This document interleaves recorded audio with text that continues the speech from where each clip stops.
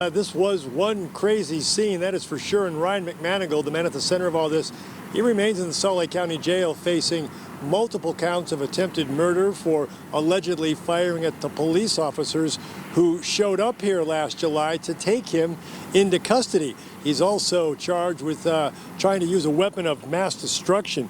But it wasn't until after the gunfire ended and the suspect was safely in custody that police here on scene learned just how dangerous the situation was. And according to city officials, it continues to be a very volatile situation.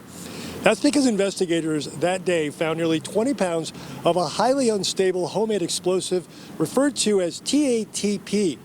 Bomb squad techs identified, removed, and then detonated what they could in the hours after McManigal's arrest, but say it's likely in their estimation that there's more in the basement.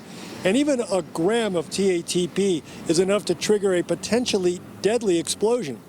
According to an explosives expert who's quoted in the South Jordan City lawsuit, quote, "The amount of TATP found in the McManigal house could be calculated in the scores of kilograms, an amount sufficient to entirely demolish the McManigal house and severely damage, if not flatten, most of his neighbors' homes as well."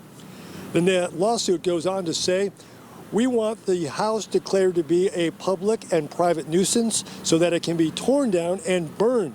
City officials then want to dig out basically the basement, the whole foundation of the home, refill it, then clean up the area. Now, the bottom line is this.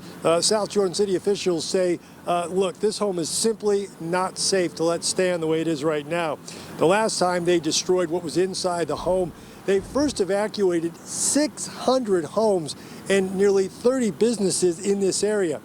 Then the blast from that detonation, it knocked the entire home behind us here off its foundation by a couple of inches. So this is something South Jordan City wants to get done. This is a booming, very prosperous area. That's a very nice neighborhood behind us. They want to try to get this behind them as quickly as they can, get that home demolished and get it rebuilt safely.